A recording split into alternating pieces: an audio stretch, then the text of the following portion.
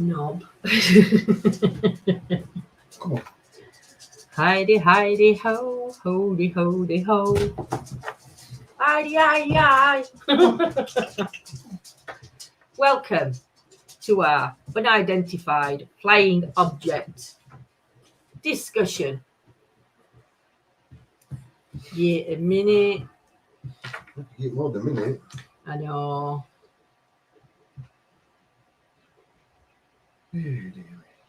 Oh, dear me. Evening, Anne.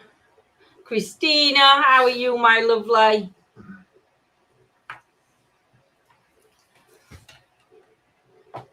He's not feeling a lot, but he's feeling a little bit better, but not a lot, if that makes sense. Good evening, Claire. How are you? Are you ready to do a quiz?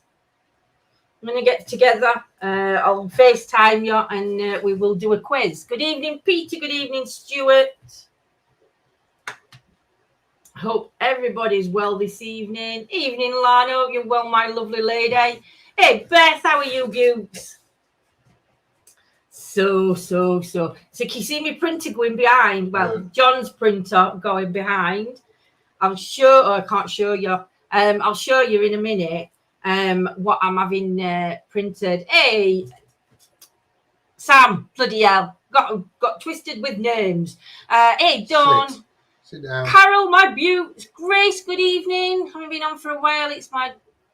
Lost my dad in November, so it's been oh, Grace, I'm sending you loads of healing, my lovely. If you need to talk, just inbox me, and we can have a chat if you need to. Evening, Soldier.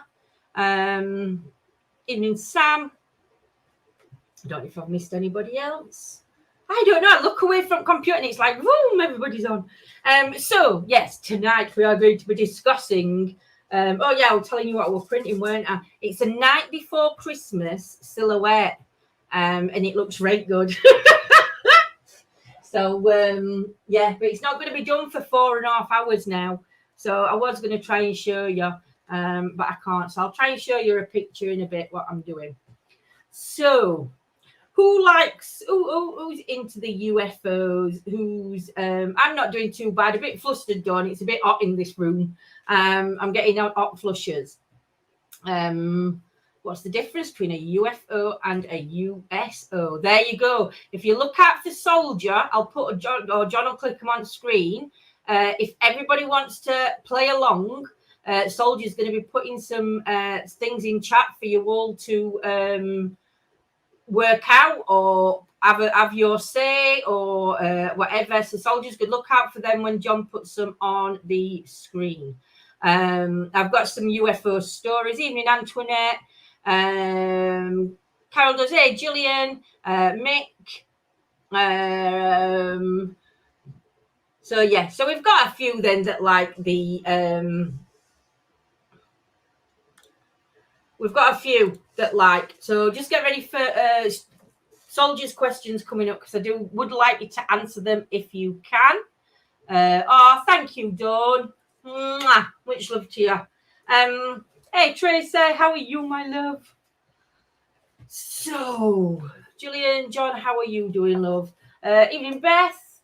He's still not 100%, but he's getting there. We'll speak in a minute. Evening, Sean. Yeah, I'm doing this. Evening, guys. Hope you're both on the win.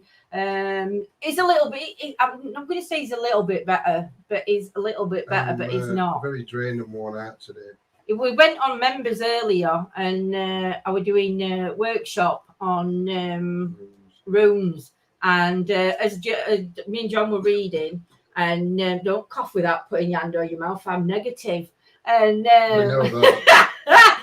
And so John did a bit of reading, but he got a little bit out of breath towards end. So UFOs are interesting. A few years ago, there was a sighting a few miles from my location, and then we have the sightings at Shannon Airport. Oh, Sam, you have to tell us more and more about that. My mate's hubby's got it really done. I hope he's all right. I look pale. I'm just flustered.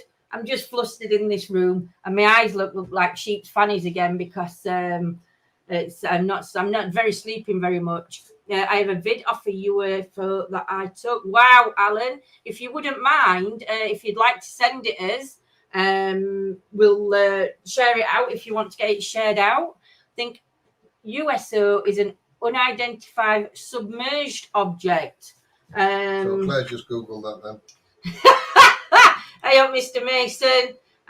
So yeah, Claire's put that, Dave. I know Dave's on YouTube, so we'll keep flicking up. Tracy's okay and feeling a little bit better. So there is a lot of reading to do. As you can see, we have got loads of stories, but I thought we'd do a little bit of history first. John Filament snapped. No, it's not. Are you coming in to give kisses? Is he all right? I'm on live, so he'll have to come up and give me a kiss. No, I can't. I can give him a case. You have to pass him me, or you won't get on camera. You won't get on camera. Just pass him here. I'm gonna just got to give little in a kiss. I'm gonna say hello to all these people. Yeah. You say hello. Say, my name's Arthur. It's a good night. He said, night. Can I have a kiss? Bear. Well, bear, yeah? What is it? See them dolls? Can I have a kiss? Bear. Bear, yeah, go on then. Back to your mom. No, hello, Arthur.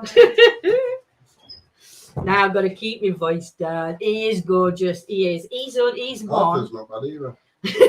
He's one, and his brother Fletcher. I don't know if Fletcher will be asleep before Joe brings him up. He's one and Fletcher's two. So, but they've been poorly with COVID. They were all right today, and I think yesterday morning they weren't too bad. But they had high temperatures for 2 days. It was, and then a bit of sneezing and stuff. But they seem to have sort of like overcome it, haven't they? Evening, Nanny Lane. You say that because she's not calling you a cutie. Not you, John. Hey, dear.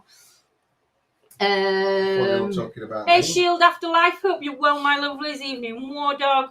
Evening, everybody joining that I've missed. So let's go. Unidentified flying objects are called flying saucers. Well, we knew that. Any aerial object or optical phenomenon not readily identifiable to the observer.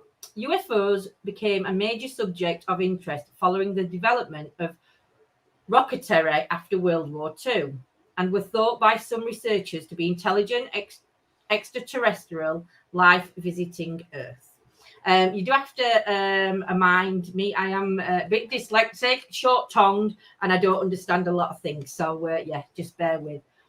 The 1561, history before the 20th century. 1561, celestial phenomenon over Nuremberg, as printed in the Illustrated News Notice. UFO enthusiasts have described the phenomenon as an aerial battle of terrestrial origin. Skeptics find the phenomenon likely to have been a sundog.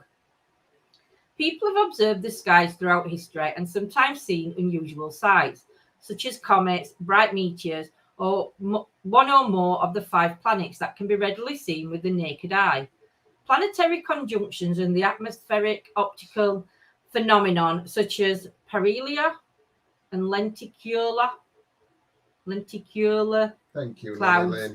One particularly famous example is Halley's Comet. This was recorded by the Chinese astronomers in 240 BC and possibly as early as 467 BC. As it reaches the inner solar system every 76 years, it was often identified as a unique, isolated event in ancient historical documents whose authors were unaware that it was a repeating phenomenon.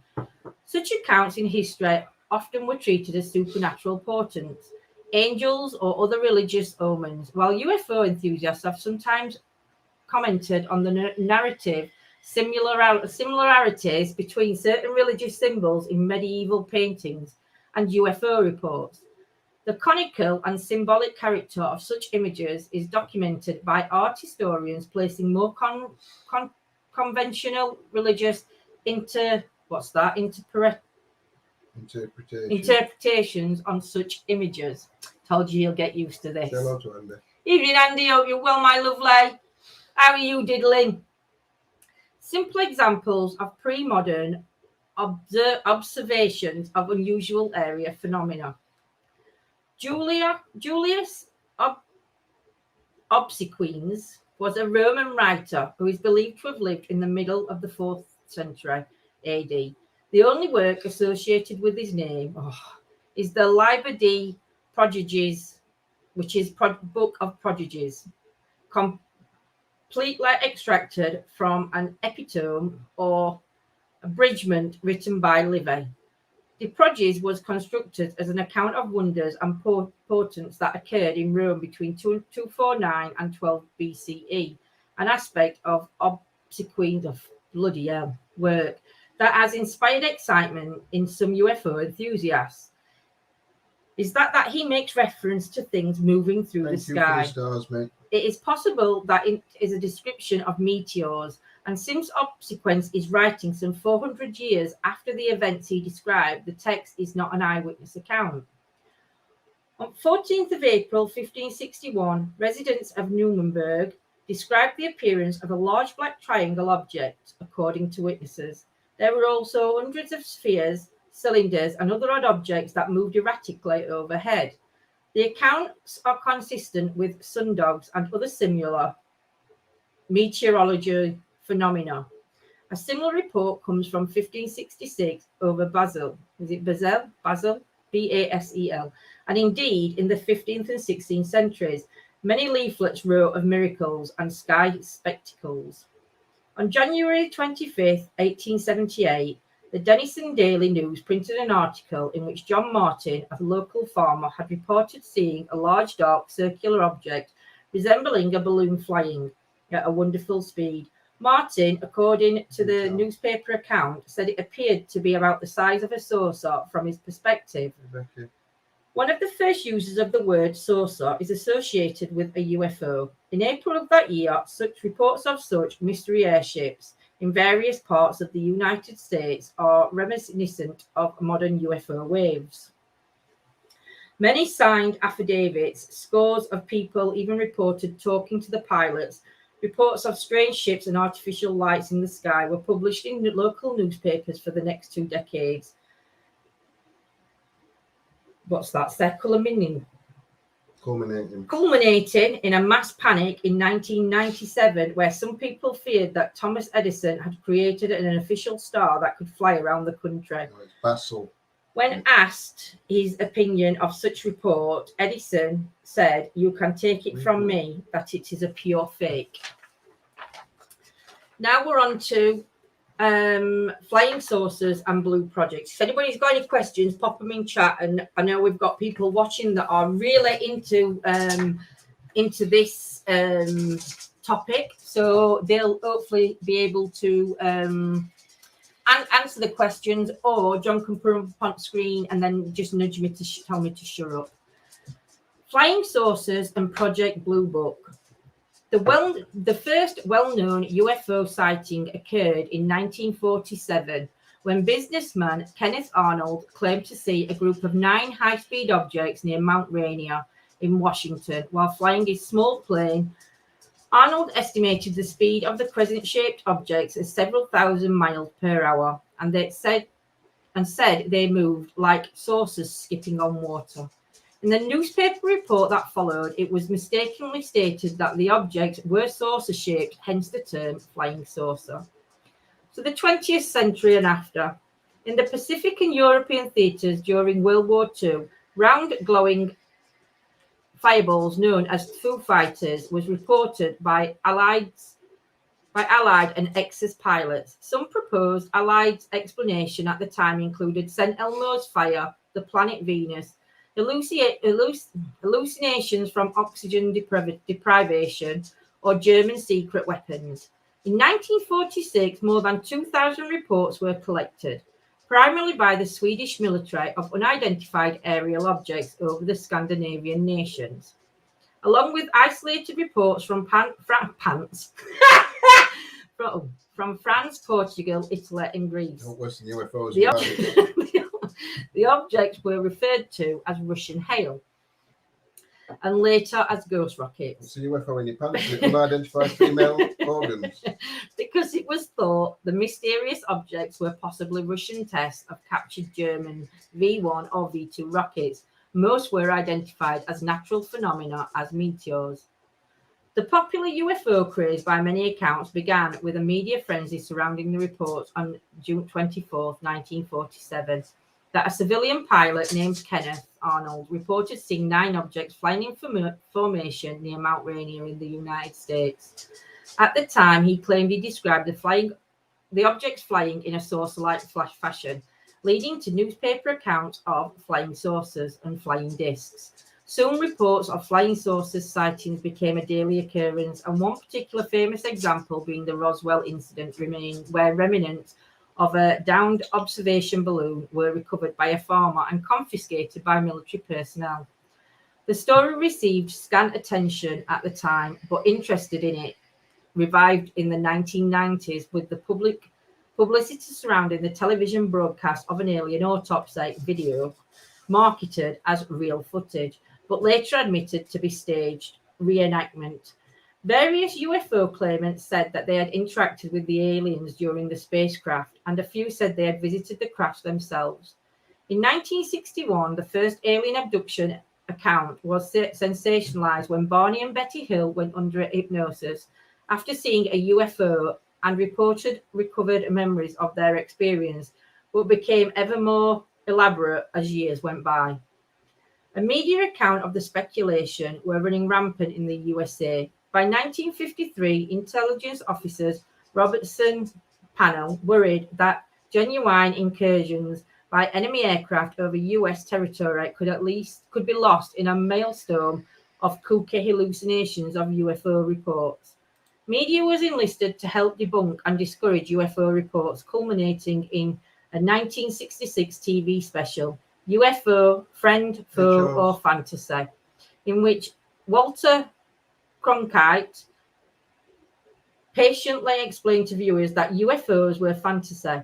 Cronkite, and what we name like Cronkite, that's a fantasy, I'm sorry. Cronkite enlisted Carl Sagan and J. Allen Hynek, who told Cronkite, to this time, there is no valid scientific proof that we have been visited by spaceships. Fellow NICAP official Donald E. Kehoe wrote that Vice Admiral Roscoe, bleeding hell, where did they get these names? Hillenkotter, the first director of the CIA, wanted public disclosure of UFO evidence. The 1969 National Academy of Science panel reviewed the Condon report and concurred with its findings, observing that while further study of particular aspects of the topic, e.g. atmospheric phenomena, may be useful, a study of UFO in general is not a promising way to expand scientific understanding of the phenomena. Referencing the panel's conclusion, the Pentagon announced that it would no longer investigate UFO reports. So I think the next ones are like stories that we've got. So I'll do a story and then we'll throw it over. What would Claire's put? And I'll read that one in a minute. So Egyptian hieroglyphic, research has it that Roswell crash was actually 3 crashes. One source was destroyed total, but one intact, and was the sports model craft that Bob Laser described. Wow. I think there's got to be more than one that's come down in Roswell. Evening, Charles. Evening, everybody. Rebecca. Evening, Happy New Year to everybody. David popped a video himself up not long ago, dinging planes with his laser gun. All that proper fun. Rendal Shum Forest Incident. The Rendal Shum Forest Incident was a series of reported sightings of unexplained lights near Rendlesham Forest in Suffolk, England in late December of 1980, which became linked with claims of UFO landings. The events occurred just outside RAF Woodbridge, which was used at the time by the United States Air Force, USAF. USAF personnel, including Deputy Base Commander Lieutenant Colonel Charles I. Halt claimed to see things they described as a UFO sighting. The occurrence is the most famous of the claimed UFO events to have happened in the United Kingdom and is amongst the best known reported UFO events worldwide. It has been compared to the Roswell UFO incident in the United States and is sometimes referred to as Britain's Roswell. The UK Ministry of Defence has stated that the event posed no threat to national security and therefore it was never investigated as a security matter. Skeptics have explained the sightings as a misinterpretation of a series of nocturnal lights, a fireball, the Orphaness Lighthouse, and bright stars. Around 3 p.m. on December 26, 1980, reported as the 27th of December by Halt in his memo in the UK Ministry of Defence, a security patrolled near the east gate of the RAF Woodbridge saw lights apparently descending into the nearby Rendal Shum forest. These lights have been attributed by astronomers to a piece of natural debris seen burning up as a fireball over southern England at the time. Servicemen initially thought it was a downed aircraft, but upon entering the forest to investigate, they saw, according to Halt's memo, what they described as a glowing object, metallic in appearance with coloured lights. As they attempted to approach the object, it appeared to move through the trees, and the animals on the nearby farm went into a frenzy. One of the servicemen, Sergeant Jim Peniston, later claimed to have encountered a craft of unknown origin while in the forest, although there was no publicised mention of this, and at the time there was no collaboration from other witnesses. Shortly after 4 a.m., local police were called to the scene, but reported that the only lights they could see were those from the Orphaness Lighthouse some miles away on the coast. After daybreak on the morning of the 26th of December, servicemen returned to a small clearing near the eastern edge of the forest and found 3 small impressions on the ground in a triangular pattern, as well as burn marks and broken branches of nearby trees. At 10:30, the local police were called out again, this time to see the impressions, which they thought could have been made by an animal.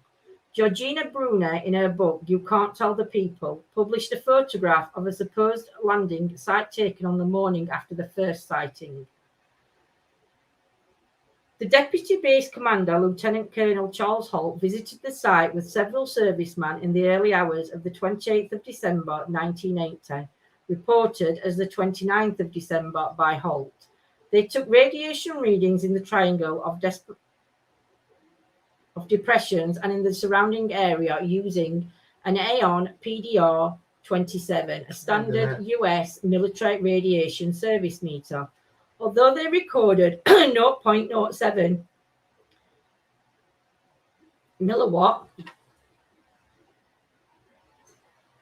milliroentgens per hour. In other regions, they detected 0.03 to 0.04 milliroentgens, per hour around the background level. Furthermore, they detected a similar burst over half a mile away from the landing site. Halt recorded the events on a microcassette recorder. There's 2 there, isn't there? It was during the investigation that a flashing light was seen across the field to the east, almost in line with the farmhouse. As the witnesses had seen on the first night, the Orphaness Lighthouse is visible further to the east in the same line of sight. Later, according to Halt's memo, 3 starlight lights were seen in the sky, 2 to the north and 1 to the south, about 10 degrees above the horizon. Halt said that the brightest of these hovered for 2 or 3 hours and then seemed to beam down a stream of light from time to time. Astronomers have explained these stars lights as bright stars.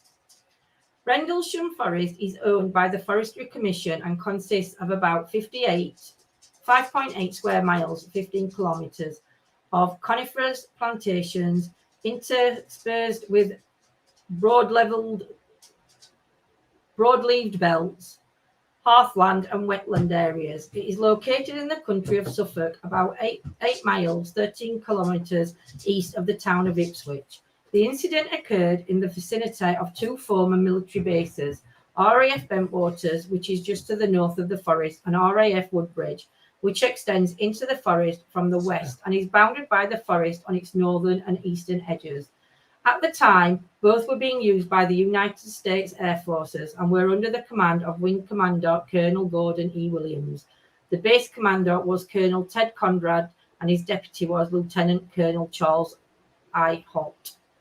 The main events of this incident includes the supposed landing or landing marks took place in the forest, which starts at the east end of the base runway, or about 0.3 miles to the east of the east gate of the RAF Woodbridge, from where security guards first noticed mysterious lights appearing to descend into the forest. The forest extends east about 1 mile beyond East Gate, ending at a farmer's field at Capel Green, where additional events allegedly took place. A Fordness lighthouse with skeptics identified as a flashing light seen off the coast by the airmen is along the same line of sight about 5 miles further east of the forest edge. At that time, it was one of the brightest lighthouses in the UK. The Halt Memo. The first piece of primary evidence to be made available to public was a memorandum written by the Deputy Base Commander, Lieutenant Colonel Charles I. Halt, to the Ministry of Defence, known as Halt Memo. This was made publicly available in the United States under the US Freedom of Information Act in 1983.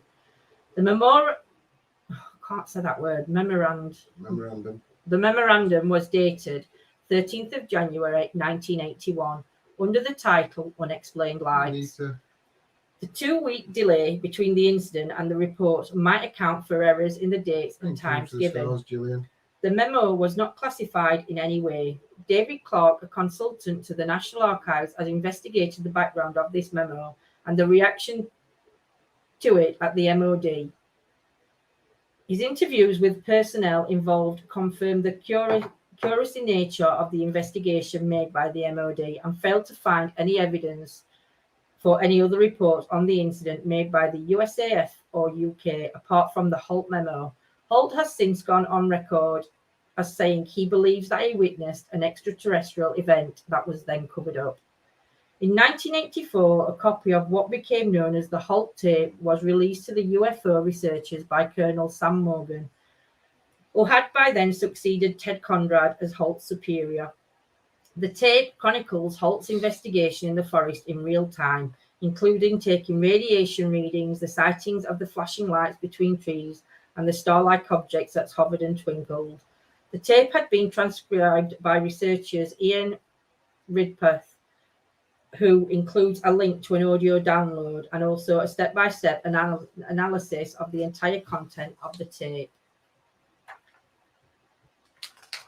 Statements from eyewitnesses on the 26th of December. In 1997, Scottish researcher James Easton obtained the original witness statement made by those involved in the first night sightings. One of the witnesses, Ed Cabansag, said in his statement, "We figured the lights were coming from past the forest since nothing was visible when we passed through the woody forest. We would see a glowing near the beacon light, but as we got closer, we found it to be lit up farmhouse. We got to a vantage point where we could determine that what we were chasing was only a beacon light off in the distance." Another participant, John Burrows, also stated, "We could see a beacon going around, so we went towards it. We followed it for about two miles before we could see it. It was coming from a lighthouse." Burrows reported a noise like a woman was screaming, and also that you could hear the farm animals making a lot of noise. Halt heard the same noises 2 nights later. Such noise could have been made by a mountain deer in the forest, which are known for their loud, shrill barks when alarmed. The Halt affidavit, in June 2010, retired Colonel Charles Halt signed a notarized affidavit in which he again summarized what had happened, then stated he believed the event to be extraterrestrial, and it had been covered up by both the UK and US. Contradictions between the affidavit and the facts as recorded at the time in Halt's memo and tape recordings had been pointed out. In 2010, Base Commander Colonel Ted Conrad provided a statement about the incident to Clark. Conrad stated that "we saw nothing that resembled Lieutenant Colonel Halt's description either in the sky or on the ground, and that we had people in position to validate Halt's narrative, but none of them could. In an interview, Conrad criticizes Halt for the claims in his affidavit. Affidavit saying he should be ashamed and embarrassed by his allegations that his country and Britain both conspired to deceive their citizens over this issue. He knows better. Conrad also disputed the testimony of Sergeant Jim Peniston, who claimed to have touched an alien spacecraft. He said that he interviewed Peniston at the time and he had not mentioned any such occurrence. Conrad also suggested that the entire incident might have been a hoax. A 1983 Army article says Colonel Ted Conrad, the base commander, recalls 5 Air Force policemen spotted lights from what they thought was a small plane descending into the forest. 2 of the men tracked the object on foot and came up upon a large tripod-mounted craft. It had no windows but was studded with brilliant red and blue lights. Each time the men came within 50 yards of the ship, Conrad relates it levitated 6 feet in the air and backed away. They followed it for almost an hour through the woods and across a field until it took off at phenomenal speed. Acting on the reports made by his men, Colonel Conrad began a brief investigation of the incident in the morning. He went into the forest and located triangular patterns obtainable by the tripod legs. He did interview 2 of the eyewitnesses and concludes those lads saw something, but I don't know what it is. Is this still part of the same one? Yeah. It's also part of the same. Suffolk Police Log. Suffolk Police were called to the scene on the night of the initial sighting and again the following morning, but found nothing unusual. On the night of the initial incident, they reported that only lights visible from the Orford Lighthouse were visible from the Orford Lighthouse. They attributed the indentations to the grounds to animals. The Suffolk Constabulary file on the case were released in 2005 under the UK Freedom of Information Act and can be accessed on their website. It includes a letter dated 28th of July 1999 written by Inspector Mike Topless, who notes that one of the police constables who attended the scene on the first night returned to the site in daylight in case he had missed something. There was nothing to be seen, but he remains unconvinced that the occurrence was genuine, wrote Topless. The immediate area was swept by powerful light beams from a landing beacon and an RAF Bentwaters and the Orfordness Lighthouse. I know from personal experience that in the night, in certain weathers and cloud conditions, these beams were very pronounced and certainly caused strange visual effects. Ministry of Defence. Evidence of a substantial MOD file on the subject led to claims of a cover-up. Some interpreted this as part of a larger pattern of information suppression concerning the true nature of unidentified flying objects by both the United States and British government. However, the files were released in 2001. It turned out to be constant mostly of internal correspondence and responses to inquiries from the public. The lack of any in-depth investigation in the public release documents is consistent with the MOD's earlier statement that they never took the case seriously. Included in the release files is an explanation given by Defence Minister Lord Trevelyan as to why the MOD did not investigate further. Skeptical analysts. One proposed theory is that the incident was a hoax. The BBC reported that former US security policeman Kevin Conn claimed responsibility for creating strange lights in the forest by diving around in a police vehicle whose lights he had modified. However, there is no evidence that this prank took place on the nights in question. Other explanations for the incident have included a downed Soviet spy satellite, but no evidence has been produced to support this. The most plausible skeptical explanation is that the sightings were due to a combination of 3 main factors. The initial sighting at 3 a.m. on the 26th of December, when the airman saw something apparently descending into the forest, coincided with the appearance of a bright fireball over southern England, and such fireballs are a common source of UFO reports. The supposed landing marks were identified by police and foresters as rabbit diggings. No evidence has emerged to confirm that anything actually came down in the forest. According to the witness statements from 26th of December, The flashing light seen from the forest lay in some direction as the Affordness Lighthouse. When the eyewitnesses attempted to approach the light, they realized it was further off than they thought. One of the witnesses, Ed Cabangside, described it as a beacon light off in the distance, while others, John Burroughs, said it was a lighthouse. Timings on Halt's tape recordings during his sighting on the 28th of December indicate that the light he saw, which lay in the same direction as the light seen 2 nights earlier, flashed every 5 seconds, which was the flash rate for the Ordnance Lighthouse. The star-like object that Halt reported hovering low to the north and south are thought to be some skeptics to have been misinterpretations of bright stars distorted by atmospheric. That's the one. I can't say that word. Atmospheric. Oh, that's it. And optical effects. Other common sources of UFO reports, the biggest of them to the south, match the position of Sirius, the brightest star in the night sky. In his 6th of January 2009 Skeptoid podcast episode titled The Rendal Shum Forest UFO, scientific spectre author Brian Dunning evaluated the original eyewitnesses' reports and audio recordings, as well as the resulting media reports on this incident. After a lengthy analysis, Dunning concluded, Colonel Halt's thoroughness was commendable, but even he can be mistaken. Without exception, anything he reported on his audio tape and his written memo had a perfectly rational and unremarkable explanation. All that remains is the tale that these men were debriefed. All that remains is the tale that the men were debriefed and ordered never to mention the event and warned that bullets are cheap. Well, as we've seen on television, the men all talk quite freely about it, and even Colonel Halt says to this day nobody has ever debriefed him. So this appears to be just another dramatic intervention for television, perhaps from one of the men who had expanded their stories over the years.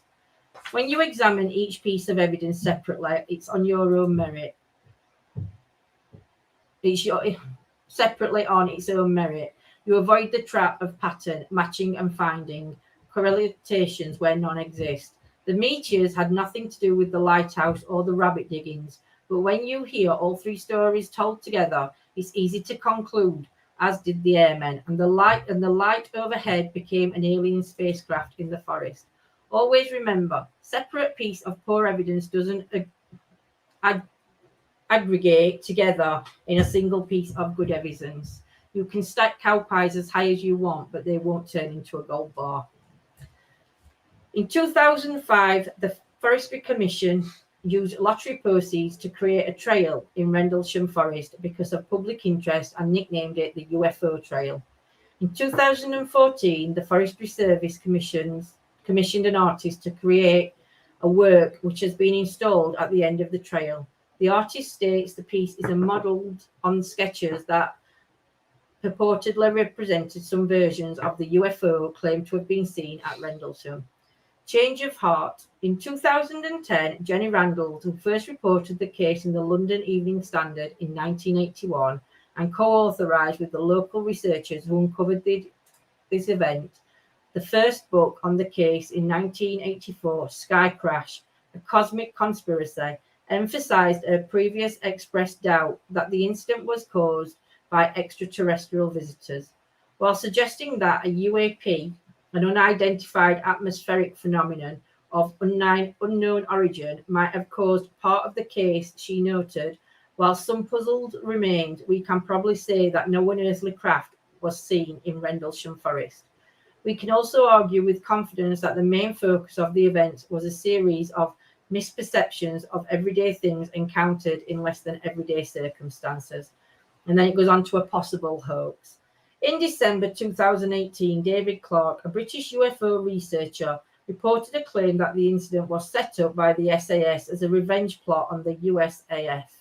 According to the story, in August 1980, the SAS parachuted into RAF Woodbridge to test the security at the nuclear site. The USAF had recently upgraded their radar and detected the black parachutes of the SAS men as they descended to the base. The SAS troops were interrogated and beaten up, with the ultimate insult that they were called unidentified aliens. To enact their revenge, the SAS gave the USAF their own version of an alien event. Thank you, Joyce. As December approached, lights and coloured flares were rigged in the woods.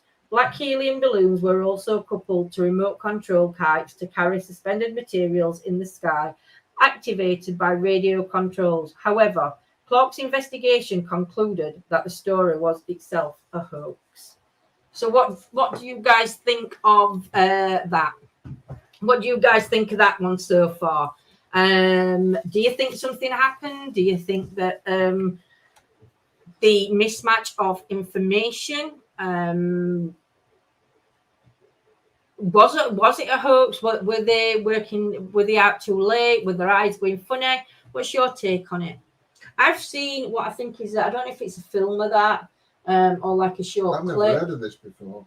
I'm sure I've seen a film of it because I can remember stood on Edgeworth Wood, and then I remember them chasing it, but the police were chasing it from another side, and none of them could reach it because every time they were going towards it, they were moving off. Never heard of it. So I will let you off this one, Stuart. Oh, thank you, Mick. I've got loads more to read. Don't leave me yet. You've still not finished this one yet. Oh, Anta, is this more? I haven't. This is Travis now.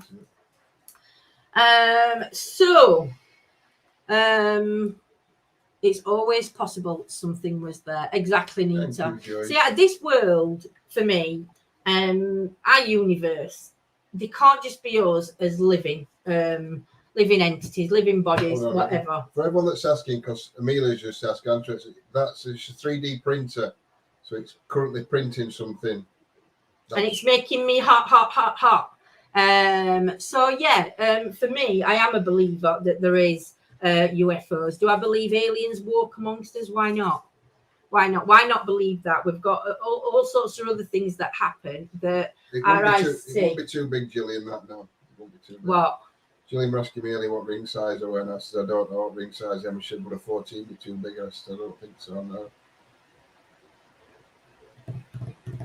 I don't know. No, it won't. No, it might be too small. Your fingers, your funny fingers.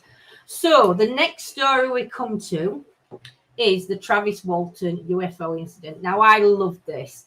And I don't know if anybody else has ever seen it, but it's called Fire in the Sky. I don't know whether you can still get it on Netflix or the streaming service. Sky or, on a streaming service. But it is called, what did I say? Fire in the Sky. Fire in the Sky. And it's amazing.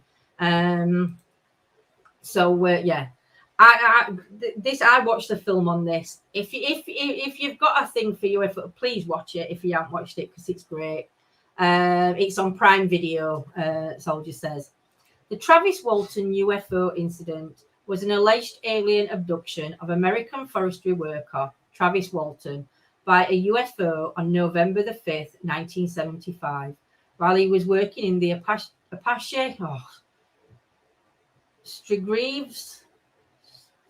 Grievous National Forest near Snowflake, Arizona. I apologize if I've read that wrong. Walton was missing for 5 days and 6 hours. After days of searching with scent dogs and helicopters, Walter says he reappeared by the side of a road near Hebner in Arizona. The Walton case received Main Street publicity and remains one of the best-known alien abduction stories, while scientific skeptics consider it a hoax. In 1978, Walton wrote a book about his purported abduction titled The Walton Experience, which was adapted into the 1993 film Fire in the Sky. Abductions Claims. According to Walton and a number of other members from the logging crew, on November the 5th, 1975, he was working with a timber stand improvement crew in the Apache Strategic National Forest near Snowflake, Arizona. While riding in a truck with 6 of his co-workers, they allegedly encountered a saucer-shaped object hovering over the ground approximately 110 feet away, making a high-pitched buzz. Walton claims that after he left the truck and approached the object, a beam of light suddenly appeared from the craft and knocked him unconscious. The other 6 men were frightened and supposedly drove away. Walton claimed that he awoke in a hospital-like room being observed by 3 short, bald creatures. He claimed that he fought with them until a human wearing a helmet led Walton to another room where he blacked out as 3 other humans put a clear mask over his face. Walton has claimed he remembers nothing else until he found himself walking along a highway 5 days later with the flying saucer departing above him. In the days following Walton's UFO claims, the National Enquirer awarded Walton and his co-workers $500 prize for the best UFO case of the year. After they passed polygraph tests, administrators by the Enquirer and the Aerial Phenomenal Research Organization, APRO, Walton, his older brother, and his mother were described by the Navajo? Yeah. Navajo County. Yeah. Arizona Sheriff as longtime students of UFOs. Some UFOlogists believe Walton was abducted by aliens. UFOologist Jim Ledworth said, for 5 days the authorities thought he'd been murdered by his co-workers, and then he was returned. All the co-workers who were there who saw the spaceship all took the polygraph test. They all passed except one that was inconclusive. Skeptics consider the case to be a hoax, describing it as a sensational part of the media and put-up job to make money. UFO researcher Philip J. Klass considers Walton's story to be a hoax, perpetrated for financial gain, and discovered many discrepancies in the account of Walton and his co-workers after investigating the case. Klass reported that the polygraph tests were poorly administered, that Walton used polygraph countermeasures such as holding his breath, and that Klass uncovered an earlier failed test administered by an examiner who concluded the case involved gross deception. Science and Skepticism writer Michael Schmier, criticized Walton's claim, saying, "I think the polygraph is not a reliable determiner of truth. I think Travis Walton was not abducted by aliens. In both cases, the power of deception and self-deception is all we need to understand what really happened in 1975 and after." Cognitive psychologist Susan Clancy argues that early abduction reports began only after stories of extraterrestrials appeared in films and on TV, and that the Waltons were likely influenced by the NBC television movie The UFO Incident, which aired 2 weeks before his own claimed abduction and dramatized the alien abduction claims of Barney and Betty Hill. Clancy noted the rise in alien abduction claims following the movie and the site's Klass's conclusions that, after viewing the movie, any person with a little imagination could now become an instant celebrity, concluding that one of the most instant celebrities was Travis Walton. In 1978, Walton wrote the book The Walton Experience, detailing his claims, which became the base of the film Fire in the Sky in 1993. Paramount Pictures decided Warrant's account was too fuzzy and too similar to other televised close encounters, so they ordered screenwriter Tracy Tormey to write a flashier, more provocative abduction story. Walton has occasionally appeared at UFO conventions or on television. He sponsors his own UFO conference in Arizona called the Fire Sky Summit. On March 12, 1993, the opening day of Fire in the Sky, Walton and Mike Rogers appeared on the CM program Larry King Live, which also featured Philip J. Klass. 30 years after the book released, Walton appeared on the Fox game show The Moment as Truth and was asked if he in fact was abducted by a UFO on the November the 5th, 1975, to which he replied yes. The polygraph test determined he was lying. So what's your thoughts on that one? I still think that I don't know, because you know when you're reading it like that, it's sort of like it makes you put doubt in your head, Alan. It makes you put doubt in your head, but for me, there's just too much. Yeah, please. I do think, yeah. So now John's leaving me. We're gonna. I'm gonna struggle with my words. But anyway. The Keksburg UFO Incident occurred on December 9, 1965, Keksburg, Pennsylvania, United States, when a fireball was reported by citizens of 6 US states and Canada over Detroit, Michigan, and Windsor, Ontario. Astronomers said it was likely to have been a meteor boulder burning up in the atmosphere and descending at a steep angle. NASA released a statement in 2005 reporting that experts had examined fragments from the area and determined they were from a Soviet satellite, but that records of their findings were lost in the 1990s. NASA responded to court orders and Freedom of Information Act requests to search for the records. The incident gained wide notoriety in popular culture and ufology, with speculation ranging from extraterrestrial craft to debris from the Soviet space probe Cosmo 96, and is often called Pennsylvania's Roswell. Initial report: on the evening of December 9, 1956, a large brilliant fireball was seen in at least 6 US states and Ontario, Canada, as it streaked over the Detroit, Michigan, Windsor, Ontario area. Reports of hot metal debris over Michigan and northern Ohio. Grass fires and sonic booms in the Pittsburgh metropolitan area were attributed to the fireball. Some people in the village of Keksburg, about 30 miles southeast of Pittsburgh, reported that something from the sky had crashed in the woods, wisps of blue smoke, vibrations, and a thump. The area where the object landed was immediately sealed off on the order of the US Army and State Police.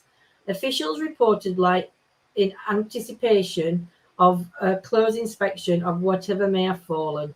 State police officials there ordered the area roped off to await the expected arrival of both US Army engineers and possibly civilian scientists. When state troopers and Air Force personnel searched the wood, they reportedly found absolutely nothing.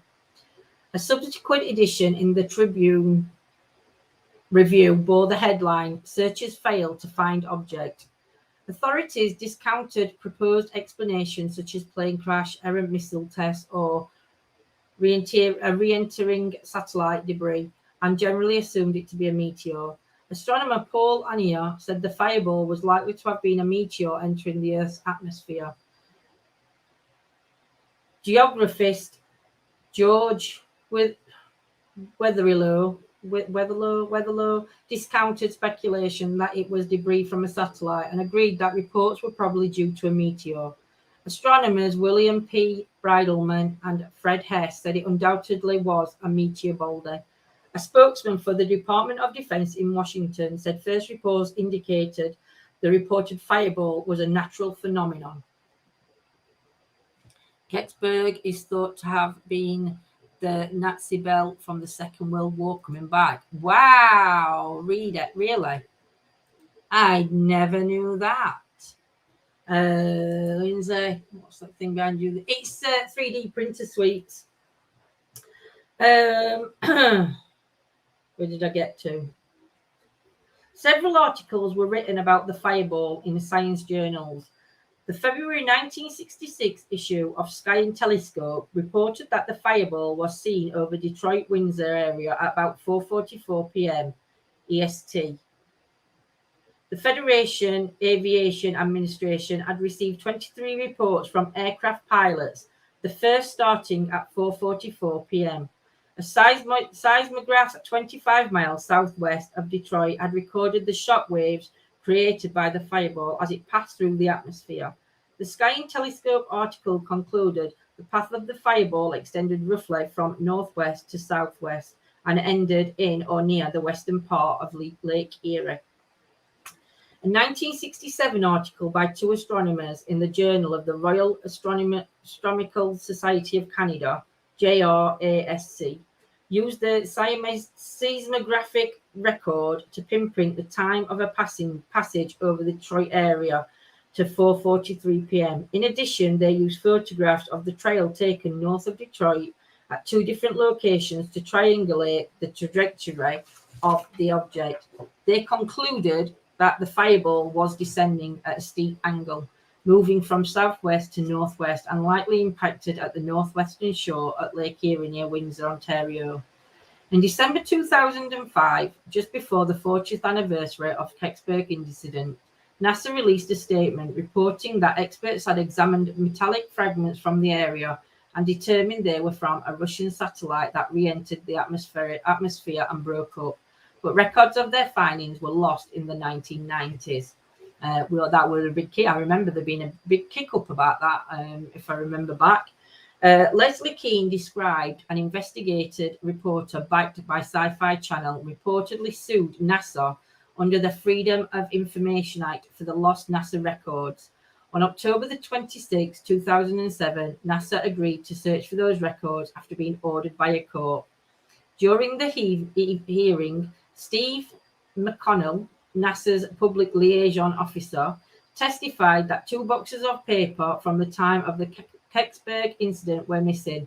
Loss of records is not a unique case for NASA. For example, the original tapes recorded during the television Apollo 11 moon landing were misplaced or reused.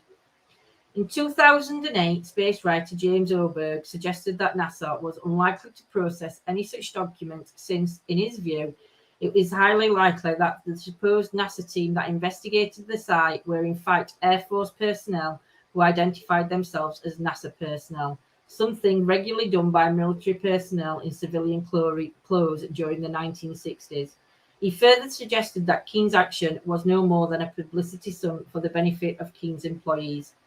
According to John Venture of MUFON and Shafton native Owen Eichler, their recent investigations have led them to speculate the object that reportedly landed in Keksburg was a General Electric Mark II re-entry vehicle that had been launched by the Air Force as a spy satellite but fell out of orbit. However, we need confirmation from NASA or the Air Force. More recent comments by NASA are less supportive of a link to a Russian satellite. There is some speculation that the re-entry of the Cosmo 96 Venera-type spacecraft was responsible for a fireball which was seen over southwest Ontario, Canada, and at least 8 other states from Michigan to New York at 4:43 p.m. On 9th of December 1965, investigations of photographs and sightings of the fireball indicate its path through the atmosphere was probably too steep to be consistent with a spacecraft re-entering from Earth's orbit and was more likely a meteor in a prodigy orbit from the vicinity of the asteroid belt and probably ended in flight over Western Lake Erie. US Air Force track data on Cosmo 96 also indicate the spacecraft orbit decayed earlier than 2143. On December the 9th, under unconfirmed report states the fireball subsequently landed in Pennsylvania, southeast of Pittsburgh, near the town of Keksburg. And then it gives you things at 4:46 p.m. Although estimating the impact point of fireballs from eyewitness accounts is notoriously inaccurate, uncertainties in the orbital information and re-entry coordinates and the time make it difficult to determine definitionally if the fireball could have been the Cosmo 96 spaceship. Why can't NASA and world leaders just tell the truth? I don't know. There must be loads of things we never hear. Oh, definitely. Definitely. There's loads of things that the government hide from us. Of course there is. If they told us, they'd have, it'd just be, I don't know whether they think that it's going to cause panic in people that maybe don't believe, or whether they just can't be doing with the hassle, but they're not knowing makes people do things that they're not supposed to do, like trespass and go places because they want to see what they could tell us anyway, if that makes sense. So, now do I do Area 51?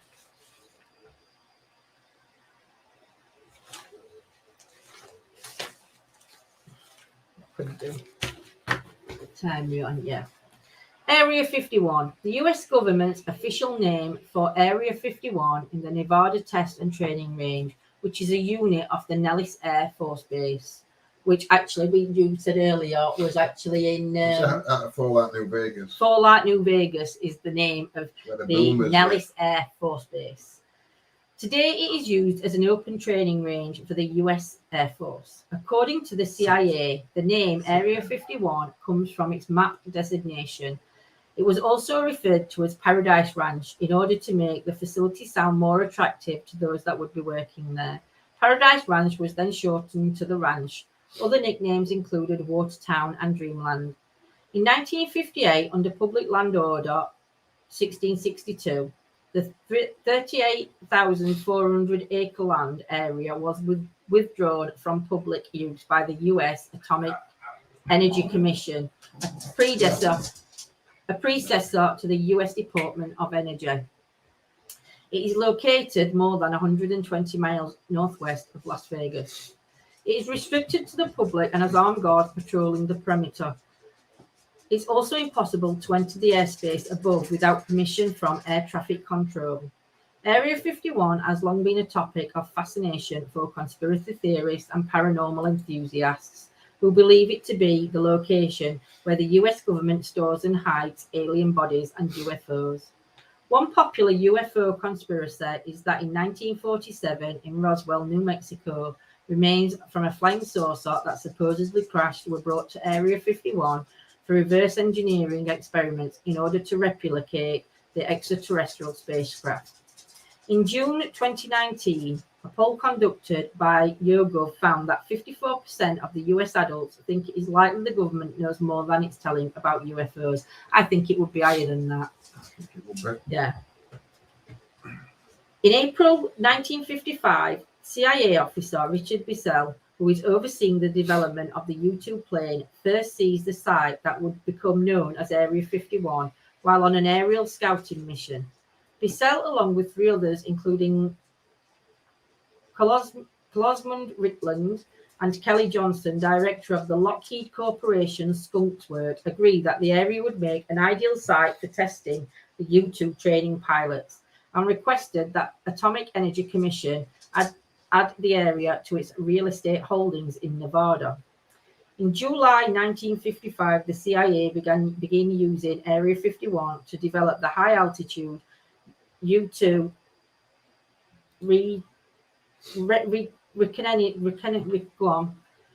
reconnaissance plane. Other aircraft are also tested to the site later, including the Oxcart, a supersonic, what John just said, A-12 aircraft, and the F-117 stealth ground attack jet. November 5th, 1959, a radar test facility is established at Area 51. October the 13th, 1961, in a letter to Bissell, now the CIA's Deputy Director of Plans, CIA Inspector General Lyman Kirkpatrick writes that Area 51 appears to be extremely vulnerable in its present security provisions against unauthorized observation. December 22, 1961, the first A-12 arrived at Area 51. 1974, Skylab astronauts inadvertently take photographs of Area 51. The images are reviewed by the National Photographic Interception Center and then removed from the rolls of films and stored in a vault. August 26, 1976, in a memo from Deputy Director of Central Intelligence E.H. Notch to General David C. Jones, the Air Force Chief of Staff, the National Security Council Committee on Foreign Intelligence approves the recommendation that management of Area 51 be transferred from the CIA to Air Force by fiscal year 1978. May 13, 1989, class CBS affiliate in Las Vegas. Reporter George Knapp interviews Bob Lazar, who exposes details about Area 51. Lazar claims to be working with a psychiatrist trying to back engineer a downed alien spacecraft. The interview generates public interest in the base. September 8, 1994. The US Air Force issues a report stating that the wreckage recovered in Roswell, New Mexico in July 1947, often referred to as the Roswell Incident, consists of a smashed part of a balloon, sensors and radar reflectors from a classified government project called Project Mogul. Our a mogul. You some type of mogul. January 30th, 1996. US President Bill Clinton signs a presidential determination exempting the Air Force operating location near Groom Lake, Nevada, from any federal, state, interstate, or local hazardous or soiled waste laws that might require disclosure of classified information concerning the location to unauthorized persons. That's a sentence now. It says March the 6th, 1996. A citizen suit between former employees at Area 51 and the Department of Defense is filed. The plaintiffs, former employees, allege violations of Resource Conservation and Recovery Act in the storage, treatment, and disposal of hazardous waste at the operating location near Groom Lake. July the 23rd, 1996. A citizen suit, former employee of Area 51 and the Environmental Protection Agency is filed. The court determines that the administration of the EPA completed her statutory duties with regard to the inspection and inventory of the operating location near Groom Lake. In April 2000, a Russian-built satellite reveals views of Area 51. I didn't know that. In September 2003, US President George W. Bush signs a memorandum to the Environmental Project Agency. The memorandum to the administrators states, I find that it is in the paramount interest of the United States to exempt the United States Air Force operating location near Groom Lake, Nevada, the subject of litigation from any applicable requirement for the disclosure to unauthorized persons of classified information concerning the operating location. 2005, a Freedom of Information Act requested is filed by Dr. Jeffrey T. Richelson, a senior fellow at the George Washington University National Security Archive. The FOIA request is that for information on the CIA's Lockheed U-2 plane reconnaissance program. Hold on a minute. Yeah, right up and Mick. May 17th, 2011. Journalist Anna Jacobson's book Area 51, An Uncensored History of America's Top Secret Military Base is published. In 2012, founding for the Advanced Aerospace Threat Identification Program, the Pentagon Secret UFO Office ends. The office spent $22 million over 5 years collecting and analyzing what they considered anomalous aerospace threats. In August 15, 2012, the CIA publishes declassified documents which officially acknowledge for the first time that Area 51 is a secret US military site, following the FOIA request filed in 2005. The declassified documents concern the history of the U-2 and the A-12 Oxcar aerial surveillance program that were constructed and tested at Area 51. The documents claim the site's secret status was a way to keep information from the Soviets rather than to cover up an alien encounter. They spill some right shite. December 8, 2013. At the 36th Annual Kennedy Center Honors, US President Barack Obama becomes the first president to use the phrase Area 51 in public, while honoring the actress Shirley MacLaine, who has long been vocal about her interests and beliefs in the UFO and extraterrestrials. April the 2nd, 2014, an appearance on ABC's Jimmy Kimmel's Live.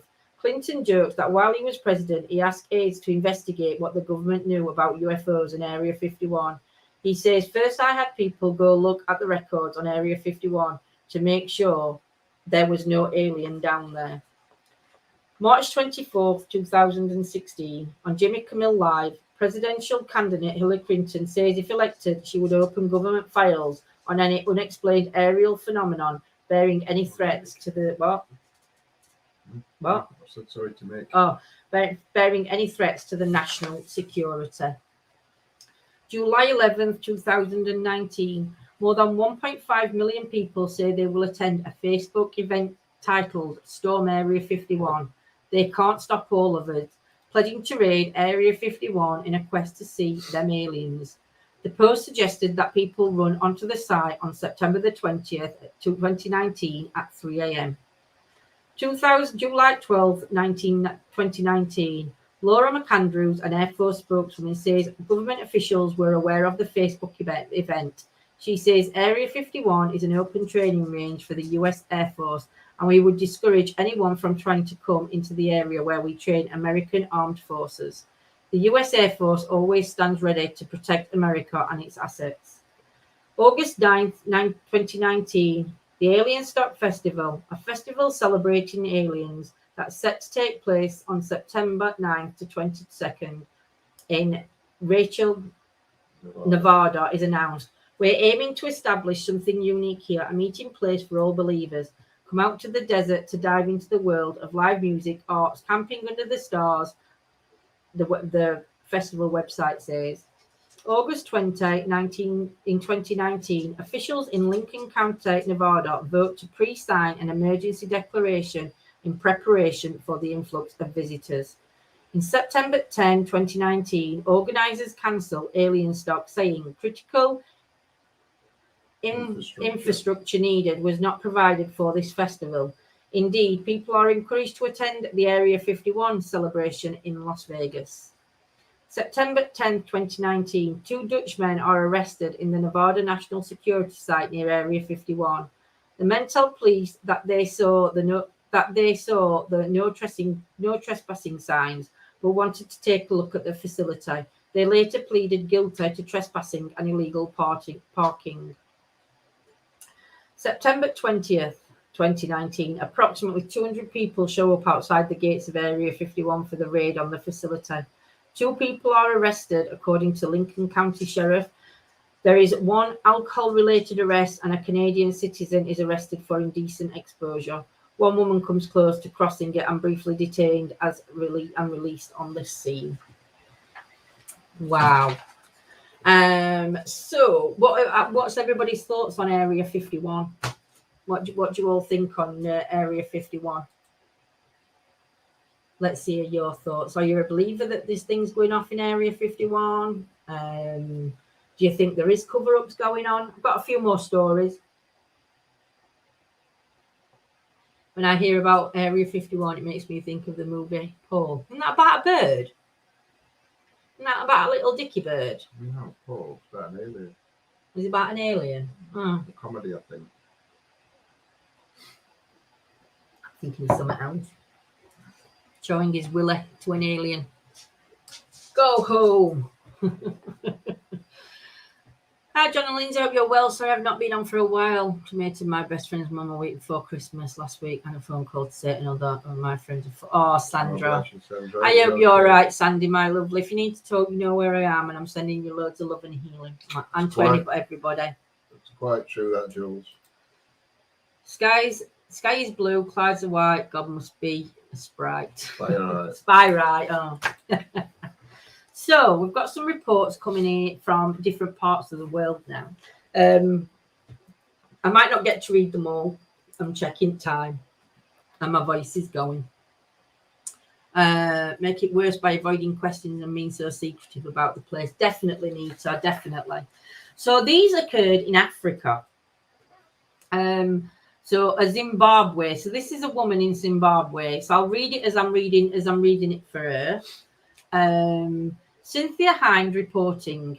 In November 1996, I went to Bindura, some 90 kilometers from Harare, to interview a 17-year-old named Lloyd Karamabakua, I think, a student at the Herman Germania Secondary School studying for his O-levels. This is what he told me.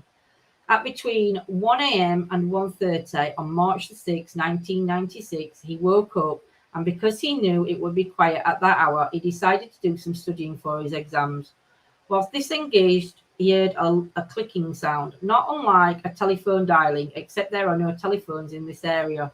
It continued for some minutes, so Lloyd decided to check what it could be. He opened the front door and looked outside. He could hear the sound coming up from the road. And when he glanced in that direction, he witnessed something very strange. He quickly went outside and hid behind a hedge to get a better view. He was able to observe a small figure about 1 meter high with a head like a rugby ball, dressed all in white overalls. On its back, the creature had a small satchel, attached to which was an aerial and a red flashing light. Lloyd was terrified. He told me he was asphyxiated with fear and ran back into the house, jumped into bed and covered himself up with his blankets. He slept fitfully for the rest of the night. At 6 a.m. the next morning, he went to look where the creature had walked and found several footprints which he could not identify and which he attributed to the creature. When he arrived at school, he told his friends about seeing a ghost in the night, but one of his friends suggested that it was a UFO. Lloyd is now under the impression that the creature is called a UFO. Opposite Lloyd's house is a teaching centre guarded at night by a security firm. My inquiries led me to one of their guards, a woman named Zanzia, who had been on duty at the centre when she saw what was called a ghost. She was so disturbed by this event that she found herself another job elsewhere. Kabanzia told me that she heard clicking sounds and had been frightened, had hidden behind a wall and seen a figure in white. It passed her twice, and the second time the figure had been covered in rainbow colours. Do you want to read one? Try. Give my voice a little bit of a break. Why? You don't normally. Again, this is some Zimbabwe. My name is Johan Reitman. Not me. This is Gaius. And I farm near Feathersdrop, 150 kilometers from Harare. I'm 31 years old. On the 5th of February 1996, I woke up from a bad dream just after midnight when I heard a car go past. I got up and looked out of the bedroom window, which faces to the front of the farm.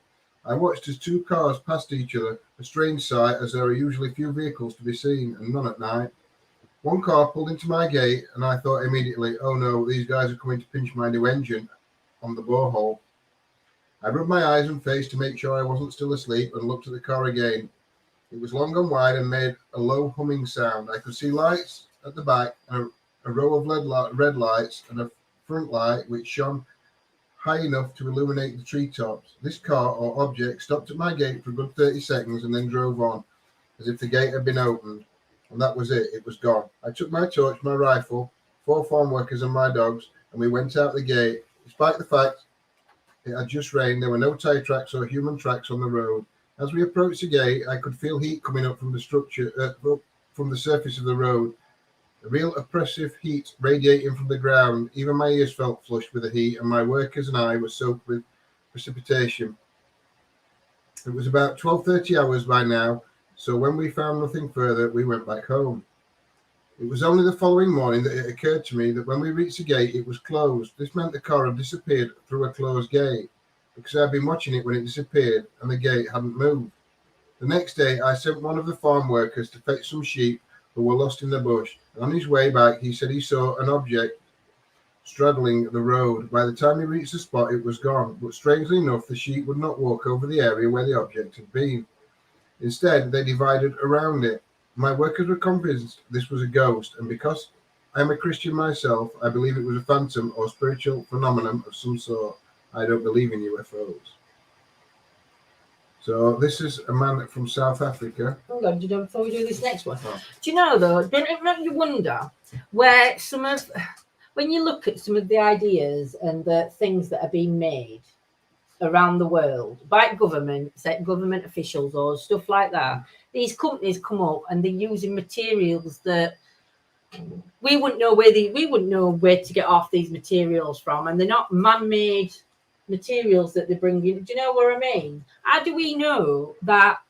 It sounds daft, but how do we know that it's not alien technology that they're using, that they're trying to, I don't know, gain us tips or something? Do you know what I mean? How do we know that that's not actually happening, that there is something going off? Because some of the stuff that's being made in this day and age, there's no way we've got technology to do some of this stuff. So where's this information coming from? Learning about this technology that's coming out. Any ideas?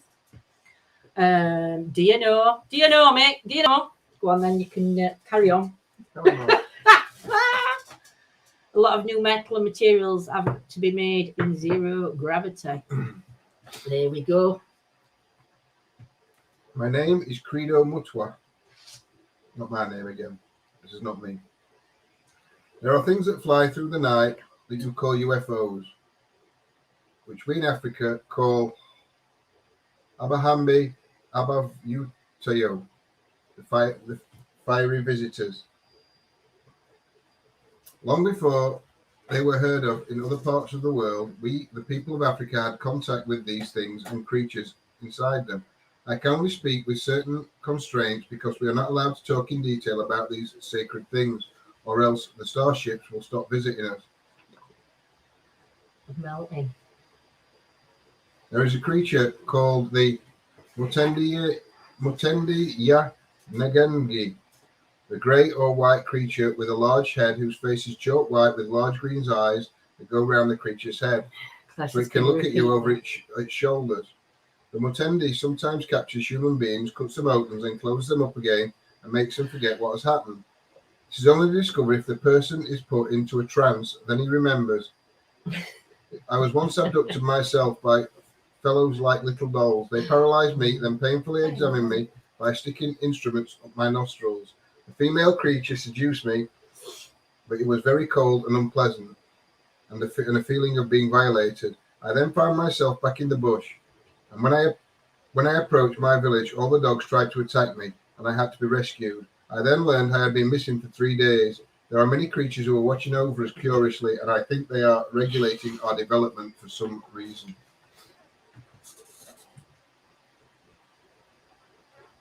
Cool. Claire says, can you reread that name out? Which one? I don't know. She's put, she's put, can you repeat that name, John? What were they called? The soldier says, I did right to hand the story off to you. Mutendi Nange, Nagenji. Mutendi Nagenji. Yeah, that's why you give me that one. It is exactly. I don't know, because I don't want to be rude, because how I do pronounce the names of things. So yeah. So this one's the next 1, 2, 3, 4. Oh no, they're not. They're all different parts of Asia, aren't they? So this one's a man in Japan. My name is Tatasume Tanaka. I am 42 years old and the owner of a beauty parlor in Anaka City, Gunma Prefecture. Last Sunday, October the 23rd, I have seen a UFO, and it was the first time such a shocking matter happened to me. I never believed that I would have such an experience, but surprisingly, it happened to me. I was on the second floor of my house and casually looking out of the east window when I caught sight of a white object, rather big, the shape impossible to describe, rising softly and perpendicularly from the surface of the ground. We can see Mount Akaje in the northeast direction, and it was in that direction that the UFO rose, but I could not tell how far away it was. It was about 10 o'clock in the morning. I wondered what it was. At first I thought at first sight it must be an airship or a balloon. I strained my eyes to see better, but could not understand what it was. After rising straight up, it stayed for a while, a constant high, and seemed to become blurred outside. It then turned into an oval shape that is familiar to us from TV or magazines. It was the same object, but not the same shape as before, but the outline was not clear.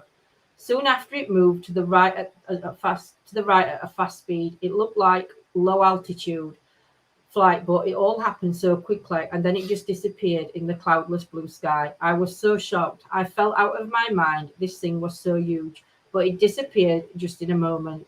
I tried to explain what I saw to my wife and child who were right beside me, but I couldn't. I just pointed and I only could shout out in surprise. My wife was very annoyed and said that everyone cannot see UFOs, only some people do and some don't.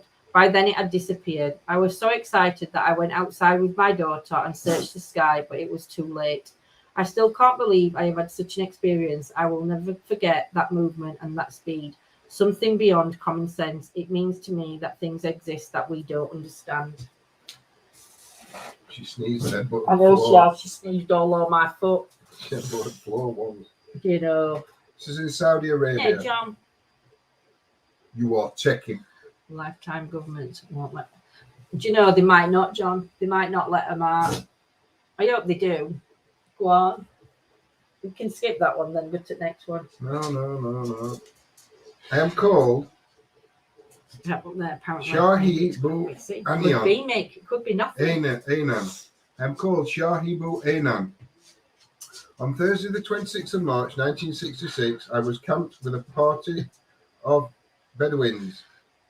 We were staying near the beach outside the town of Jubail, near the oil fields. That night, we were relaxing around the campfire, looking up at the stars from time to time, just as usual. Then suddenly, something never before seen appeared in the sky. It was a large, brilliant blue light. It had a definite shape of an oval. I rubbed my eyes in disbelief. So did everyone else. I thought we were dreaming. We watched the bright blue oval for several minutes as it hovered directly overhead, not too far away. Then suddenly, it was gone. Go on, you can do the next one if you want. Well, have you seen name what next one? I know. No. There's not that many more to go, to be honest. Well, I thought this would be enough because there's loads up there. Oh, we've got more up there. No, there's not on Fraser. You're going on to Australia, Oceania, or Europe and that, but there's like 30 sheets. Oh my goodness, we've got more stories. I'll tell you what, do you want to finish these off? Yeah, that's what I'm going to do. Yeah. How many sheets is there? 2, 3. Oh, that's all right. We'll finish these off, guys. And this one's, yeah. My name is Wang Kung Kwai. I think. I live in Pasalu, a farming village 68 kilometers from Beijing. In my village, we believe something mysterious, perhaps cosmic forces, made themselves visible to us on December the 11th, 1999. In the early evening, we saw an object about the size of a person and shimmering with a golden light move slowly up into the sky from behind a nearby mountain. It was so beautiful, sort of yellow, shimmering. It looked like a supernatural being floating slowly up to heaven. The mysterious yellow object seemed to hover above the red roof of our small village hall. We just stood and watched until it suddenly disappeared. Then someone reported it to the authorities. I know this was something very real and very important. Go on. I'm typing in chat. I am Colonel Lee, commander of the airbase in Changzhou, where the Military Flight Training Academy is located.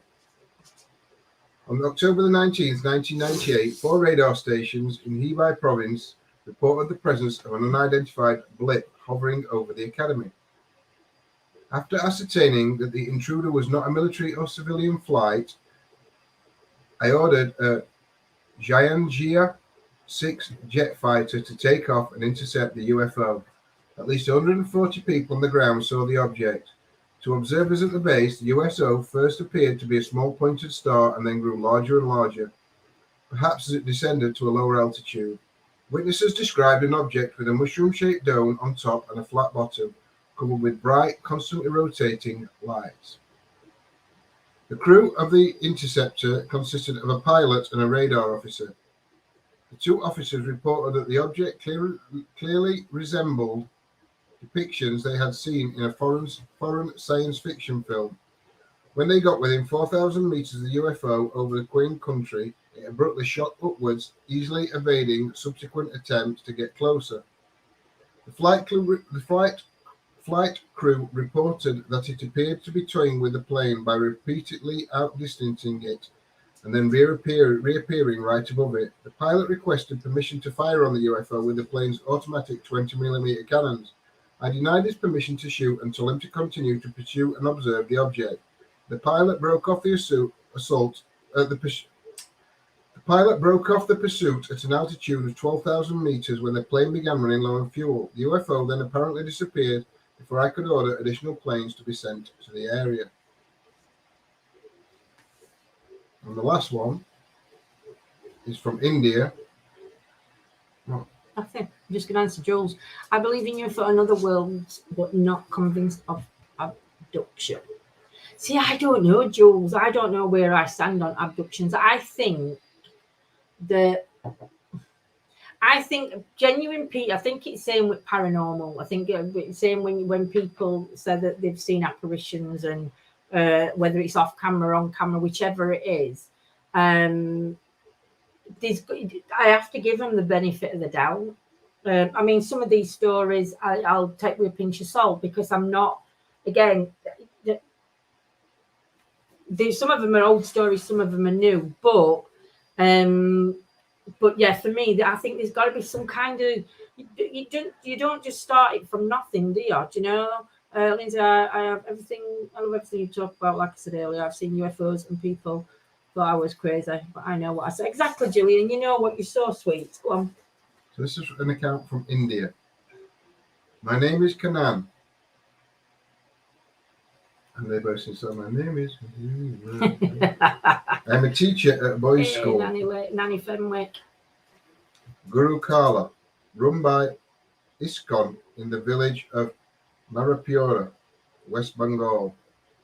I had traditional Hindu religious upbringing, but later rebelled against this by adopting ideas of atheism and rational skepticism. However, I have now regained my interest in spiritual questions.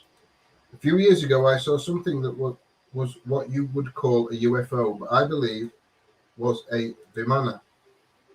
It was during the Desert Storm battle. I'll look for them. I had a class in the evening and was listening to the BBC news of the battle with some of the Bhakti Sastri boys in front of my house. We were following Saddam Hussein very meticulously, all his movements. So I would put all the boys in the front of my house in the evening. We would lay out on the mat, put out the lights, and play the radio under the stars. It was about 8 p.m. and I was sitting there. I just looked up and saw a very bright blue light overhead. It started from the Dhruva star, the pole star that can be seen behind our school building. It started from there and it was moving very fast. Then when it came directly overhead, it seemed to slow down and stop. It had a tail at the back, then started small and became bigger. And very clearly there was a solid object in front of that. It was not at all like a star or a satellite, and it was not very high. I was already staring at it when one boy said, "What is that, Pradu?" And then this other boy said, "What is that? What is that?" We all got up and were looking at it. There were 6 of us, 5 boys and me. My wife was in the kitchen cooking something, and she came out too because we were all shouting. So it was maybe 1.5 palm trees height from the roof of our hut, which is not very high. It was less than 5 stories above us. We saw it very clearly. Most of them were concentrating on the light. I looked in the front and I saw that it was a clear object. It was not a star and it was not far away. It was right there. And it was also like moving around itself, but very slowly. Then it moved slowly away towards Jalangi River, where it suddenly picked up speed and disappeared. It was like somebody who slows down to look at something. It was very, very interesting, and the boys kept asking about it. Boys ask all sorts of questions. But anyway, to my understanding, it was actually a Vimana, and for some reason, they can become bigger or become smaller. It was an abnormal thing, and we were completely helpless just looking at it. When I described it to a Muslim gentleman, an old farmer, he said that in the sky over Marapura, there are so many things like this. Things come, things go. So many things happen because this is Marapura, Mahaprabhu's place. So it's not surprising that such things are seen in the sky over his land. See, I think it's fascinating. Yeah, Carol's agreeing. John's agreed. Yeah, Happy New Year to you, my dear friend, says Gillian. But yeah, I find it so fascinating. Like John says, just pass us them sheets to me so we can have a look. We're not going to do them, but we'll. Australia and Oceania. We've got Australia, Papua New Guinea, New Zealand, Hawaii, Poland. Oh, that goes to Europe. Then we've got Poland, Lithuania, Germany, Sweden, Denmark, USSR, Russia, Italy. So many. Malta, Greece. That's okay. We've got to get the gist. Romania. You get the gist, don't you? The problem with researching UFOs, the more you learn and know, the stupider you sound explaining to somebody who knows nothing. And then we finish on United Kingdom. But not tonight. Yeah. Josephine. Not tonight, Josephine. But yeah, I mean, definitely there is. There's more. I think when you're interested in anything, I think you always get. The more you learn, the more you won't start. The more you just keep going in with it anyway. But I think for those that don't have the same belief system, it's difficult to have a conversation with somebody that doesn't believe or isn't open-minded enough to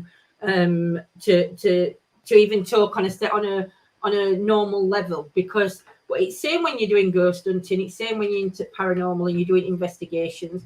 Amount of times we'll be sat at my mum's kitchen table and my mum will say, "Have you been on ghost hunting?" And I'll go, "What else I like to join?" I'll say, "Yeah, we're going out later tonight, whatever."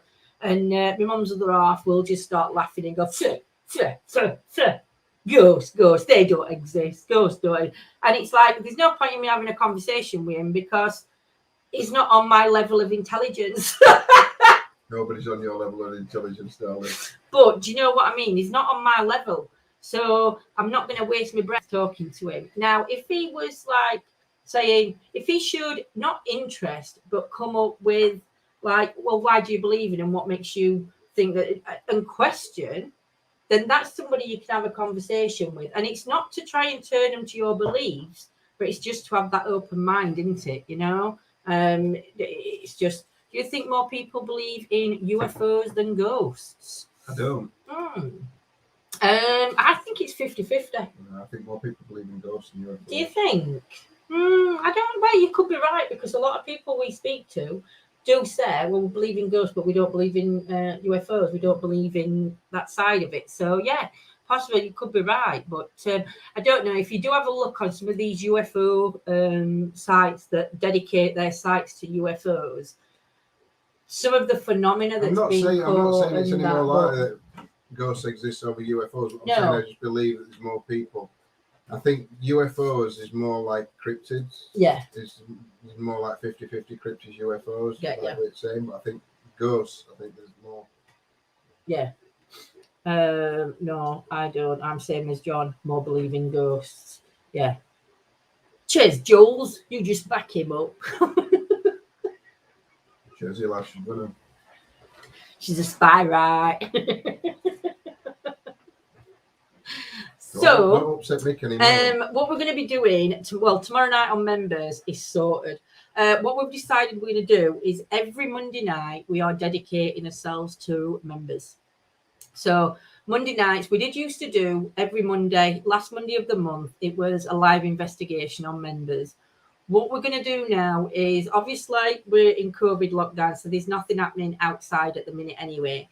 But once we come out of lockdown, things will start happening. But on a Monday night, so Monday night, tomorrow night, we'll continue with the stories from the UFO stories that we've got to read.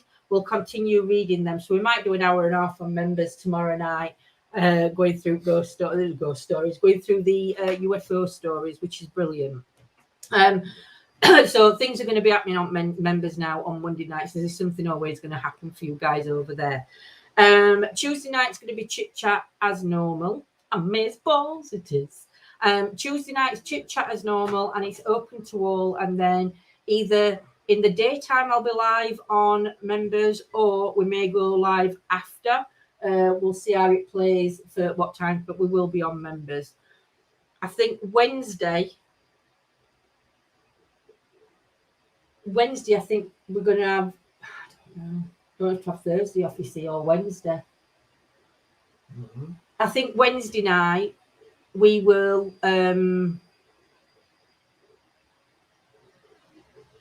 Wednesday night I think we'll have the night off. Thursday night we will be live. Well, yeah, we'll take Wednesday off altogether, so we're off on both platforms. Thursday will come on, and Thursday will be a topic night, like This is on a Thursday. Friday or Saturday, we'll either go live on the Friday or we'll go live on the Saturday. So if we go live Friday, we will go live possibly on the Sunday. Do you know what I mean? Because I want one day off at weekend, because there's so many things coming up on a weekend that I feel guilty saying we can go to, or I feel guilty saying I'm not going to. Do you know what I mean? Because we make his plans around everything. So yeah, so that's going to be sorted. Soldiers just put up best value on the internet. Only £2.79 per month membership on Facebook. Loads of extra content. Thank you very much. So yes, Friday night is going to be quiz night, Claire. So I need to do a face message time with you one before Friday, so we can get gist of what kind of quiz we're going to do. Well, we know what kind of quiz we're going to do, but it's the questions that we need to get sorted. Don't overextend yourself. Well, this is it. We're going to sit down and have a talk, because we don't want to come away from the paranormal, do we? That's one thing we don't want to come away from. But what we might start doing, because we are still in, I mean, obviously we're in COVID lockdown, and then when we're over this, I've got to make sure that John's all right chest-wise. So we've got to wait for the CT scan to come back and get results from that. But what we were sort of discussing earlier, nothing's been set in stone, but we might start, when it comes to going out properly, and we're out nearly every night in week going out, we're looking at more spring to summer, and then sort of like when nights start turning cold, like October, end of September, beginning of October, we'll then hopefully have done some pre-recordings from the summer when we can get out, and also we'll be doing like research on maybe places that we've gone to, things that we've done, and doing it that way. So there's always going to be that content online. So I hope everybody's okay with that. I've just had another one, got to wait 6 weeks for his. Oh, Mick, let me know how you get on, Mick. Message me, sweets, and let me know. I believe a ghost I can talk to them, never talked. I believe a ghost I can talk to, never talk to an alien. Exactly. So yes. Thanks, Soldier. But yeah, thank you everybody for watching. I hope you have enjoyed tonight. I'm now, you can just see, look in background. I don't, Soldier will be able to know what I'm talking about, but it's growing, look. It's printing it thicker, look. It was invisible before we started. And it's getting thicker. So I will hang on. Let me see if I can show you a picture of what I'm printing. What you're printing? Well, it's my print, isn't it? So just because you're doing the work doesn't mean that it's a silhouette. I don't know if you can see that. It's a silhouette of Night Before Christmas. So yeah, I'm gonna have that. So when that's done, I'm having it put up on back wall here, so you can all see it. And then I've got loads of other things I want doing.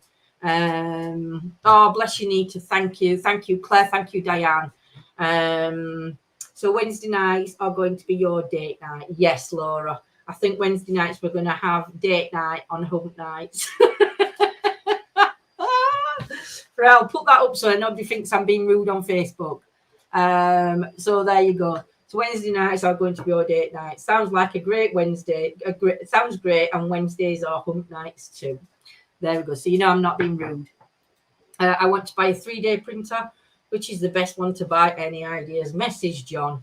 In fact, Claire, once we're COVID free, if you don't want to rush into it, once we're all free, if you want to come across and have a look at this and see how this prints out, because by then we should have got a few things printed out. But John says he'd go with this one. It might be better getting it now anyway, because of course it might go up in price. So I'll get John to message you, Claire, or message me, and I'll send you. Ender 3 and Creality Ender 3 version 2.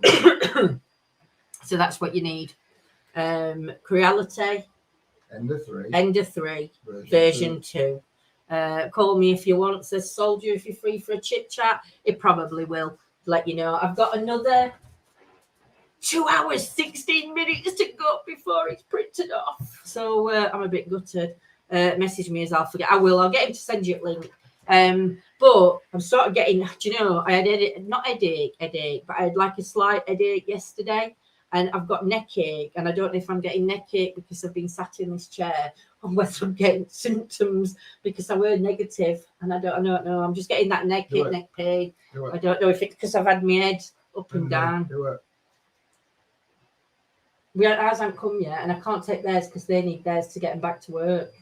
But I don't. Yeah, they've got to take them for 2 days. They've got to take them. They both, Jordan and Dan have both done one, but they've both come back positive still. So they've got to wait 24 hours, I think it is, before they can take the next ones. But because they've sent a positive result back in, and I didn't know this, but if you do a test and you come back positive, you know when you have to put your results onto your app, Jordan's dates now have gone an extra so many days on. So you know how she could have come out and gone out on 5th, told her 10 days she could go out. She can't go out now until she's done 2 clear, and her days have extended. So yeah, okay, sounds good.